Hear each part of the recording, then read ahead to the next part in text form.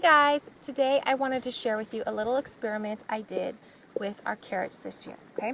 So in the past, we have had some issues with the carrot rust fly maggot.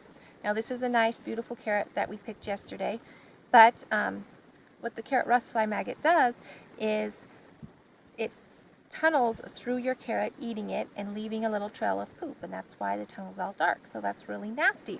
And we've been having some issues with that, and so I thought I would try a new thing this year to see if we could, minimize this problem, get rid of it as much as we can.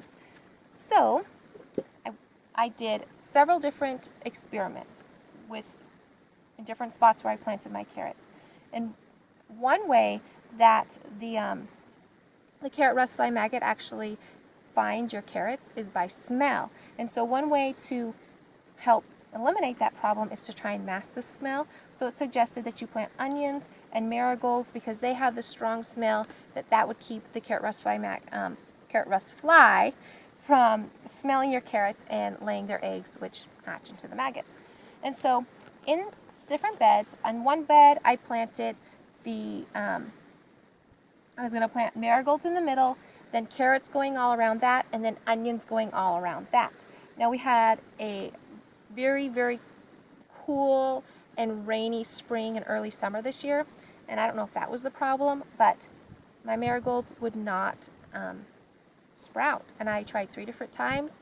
We plant marigolds all the time. Usually we have lots of volunteers, and we had 1 volunteer, so I don't know if it was just the spring weather and the early summer weather that it was just too cool for it, but needless to say, I didn't get any marigolds, so I couldn't really see that part of the experiment, but I could see how the experiment with the onions went. So the original plan was to do a bed like this with onions, carrots, marigolds, carrots, onions, to do one with just onions and to do one with just carrots, and then to compare all 3 ways and see which one worked the best. But I just have the onions this time. And it really worked. We still have a few that have the carrot rust fly maggot, but it has really drastically reduced the amount of carrots we have with the carrot rust fly maggot.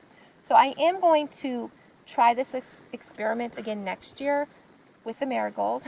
Hopefully we'll have a normal spring and our marigolds will sprout, and we could see if it makes it even better to have both the onions and the carrots. And the marigolds. Now, one thing I am going to change, because I didn't anticipate this, is that I'm not going to plant my onions on the outside, because you could see how they're all bent over. There's some pretty small ones here, and that is because I didn't anticipate my children coming and picking the carrots and then knocking over all the onions. And one thing with onions is when their greens get knocked over, they pretty much stop growing. They hardly grow after that, if they grow at all, because the nutrients isn't going back and forth from the greens to the bulb as well. So next time I will plant my onions in the center, and I could plant marigolds, which those could get broken too, but maybe I could find like a smaller variety, a dwarf variety of marigold to plant in the front, so they're less apt to get broken as the big ones. But I'm going to plant these in the center because I could live without marigolds, but I really want to have some good onions for the winter time. So it worked really well. I'm going to try it again next year, and we'll do another video then, and so you could see if maybe you want to try with both of them, or maybe we could just have a few marigolds here and there. I'll probably try a few different ways, and I'll keep you updated on that. But another thing I wanted to tell you and show you while I'm here is that you can see we have these nice big carrots. These ones I picked today, and I don't really thin my carrots the way that some people would tell you to thin them, and I don't space my seeds out because I just don't have time for that. I'm planting a lot. I have 8 kids. We're busy, just like everybody's busy. Everybody has their own things, so I don't do it. What I do is I make my little trench in the dirt, and I just sprinkle the seeds in like this, okay? And then they come up, and then we just plant them. In the beginning, we have some smaller ones that are maybe like this as we're picking them, but then they get bigger. That in itself is starting to thin them, okay? We thin them and we eat them. And then now, look, we're getting all these big ones, and they're still pretty. My camera person can come over and show you. They're still pretty close in here, but we are still getting big ones. So you could see we just harvested. You can see they're close, and then as you harvest they get more room. Then these ones are allowed to grow bigger. But even with them being this close, we're still able to get nice big carrots like this. So don't go through all the hassle, don't worry about it, of spacing out your seeds or thinning them when they're just little tiny seedlings. You can just go ahead and let them grow together. Seeing if there's any more that are ready to harvest. This one's a little bit just big on the top. Like I said, we just harvested them, but yes, want to make it as less work as possible so you can enjoy the fun stuff with the gardening. Okay, I'm over here in another carrot bed, and you could see we don't have onions, we don't have marigolds. This was a spot where there was going to be marigolds down the center, and I was going to see if the marigolds work better than the onions. Like I said, the marigolds didn't come up. These 2 carrots were just pulled from this bed, and you can see all that nasty carrot rust fly maggot damage. It's just so disgusting. This one has a little bit.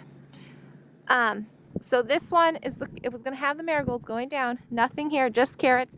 Now this bed is my kids' least favorite bed to come and pick carrots from, because there are far more of them that have this carrot rust fly maggot, and they don't even want to deal with it. We still are getting some good ones. I just pulled these ones out, and there's no damage on these ones, just mud. I haven't washed them yet.